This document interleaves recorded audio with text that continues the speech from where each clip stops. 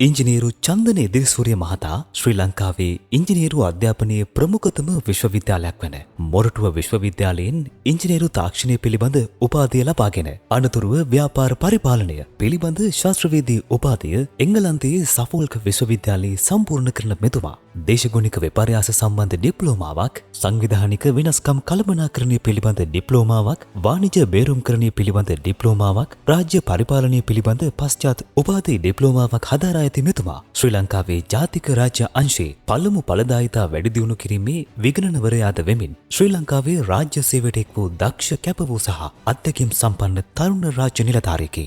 රාජ්‍ය සේවයේ වසර ගණනාවක අත්දැකීම් තුළින් ප්‍රතිඵල මූලික කරගත් නායකත්වයක් ප්‍රදර්ශනය කර ඇති එතුමා ජාත්‍යන්තර සහ ජාතික සංවර්ධන ව්‍යාපෘති රැසකට සාර්ථක දායකත්වයන් ලබා දී ඇත.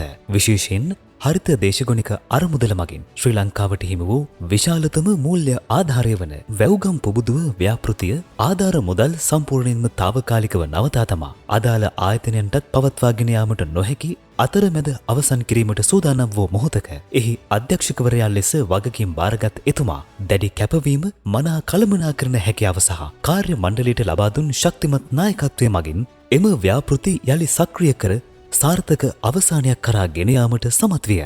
වැව්ගම් පුබුදුව ව්‍යාපෘතියේ සාර්ථකත්වයේ කතාව පිටිපස්සේ ඉන්නේ එක පුද්ගලයෙක් නෙමෙයි.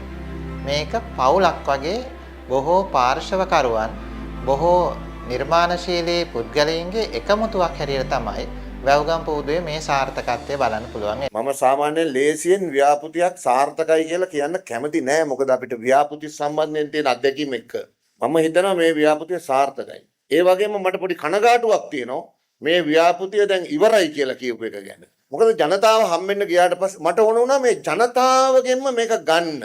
ජනතාව මොකද්ද මේක ගැන කියන්නේ කියලා ඔවුන්ගෙන්ම ගන්න මම ලොකු උත්සාහයක් ගත්තා. ඔවුන් එක ගොඩාක් වෙලා සාකච්ඡා කරා, කතා කරා. සමහර තැන්වල පැය දෙකක් තුනක් කතා කරපු තැන් තිබ්බා ජනතාවත් එක්ක සම්බන්ධ වෙලා. ඔවුන් කියපු දේ සහ දැකපු දේවල් අනුව එකක් ජනතාව දුකෙන් ඉන්නවා මේ ව්‍යාපෘතිය ඔවුන් අතහැරලා යන එක ගැන. ඔවුන් කනගාටු වෙන්නේ. ඔවුන් මේ ව්‍යාපෘතියත් එක්ක හොඳින් බැඳිලා තිබුණා. ඒක ආදරණීය වෙලා තිබුණා. ඔවුන්ට ලැබුණු ප්‍රතිලාභත් එක්ක විතරක් නෙමෙයි මේ ව්‍යාපෘතියේ අධ්‍යක්ෂකතුමා සහ නිලධාරීනුත් ඔවුන් එක්ක හරිම මේ ගෞරවනීය විදියට සහ ආදරණීයව බැඳිලා තිබුණා. ඒක මම හිතන්නේ ගොඩක් වැදගත්. එහි ප්‍රතිඵලයක් ලෙස Climate Action Symposium 2026 ජාත්‍යන්තර සමුළුව සාර්ථකව සංවිධානය කරමින් ව්‍යාපෘතියේ ජාත්‍යන්තර වටිනාකම තවදුරටත් ඉහළ නැංවීමටත් ශ්‍රී ලංකාවේ දේශගුණික ක්‍රියාමාර්ග සහ තිරසාර සංවර්ධන උත්සාහයන් ජාත්‍යන්තර මට්ටමින් ප්‍රවර්ධනය කිරීමටත් එතුමාගේ නායකත්වය ඉවහල් විය.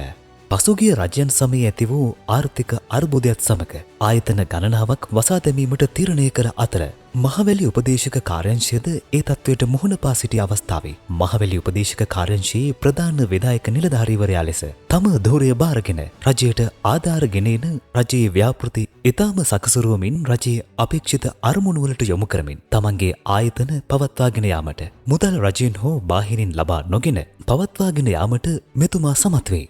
වැව්ගම් පුබුදුව ව්‍යාපෘතියේ සාර්ථකත්වය නිසාවෙන් එම ව්‍යාපෘතිය ජාතික මට්ටමේ වැඩසටහනක් ලෙස දෙවන අධීරයට ගෙනීම සඳහා කෘෂිකර්ම, පශු සම්පත්, ඉඩම් හා වාරිමාර්ග අමාත්‍යාංශය මගින් වාරි මහිම අපේ උරුමය වැඩසටහන ක්‍රියාත්මක කෙරේ. මෙහි ජාතික වැඩසටහනේ ජාතික අධ්‍යක්ෂකවරයා ලෙසද ඉංජිනේරු චන්දන එදිරිසූරිය මහතා කටයුතු කරයි. එමගින් ශ්‍රී ලංකාවේ ජල සම්පත් සංරක්ෂණය, වාරි පද්ධති සංවර්ධනය සහ ග්‍රාමීය ජනජීවිතය නගා සිටුවීම සඳහා වැදගත් නායකත්වයක් ලබා දෙමින් සිටේ.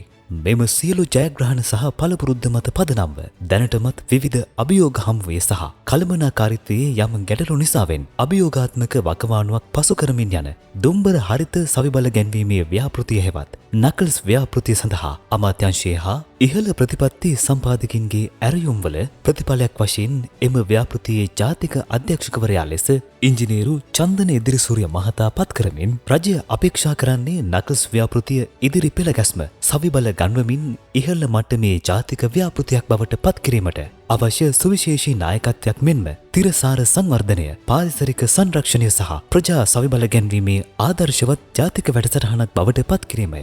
මේ සඳහා අවශ්‍ය සහාය සහ සහයෝගීතාවය කැපවීම නකල්ස් ව්‍යාපෘතියේ ඔබ සැමගෙන් බලාපොරොත්තු වෙයි.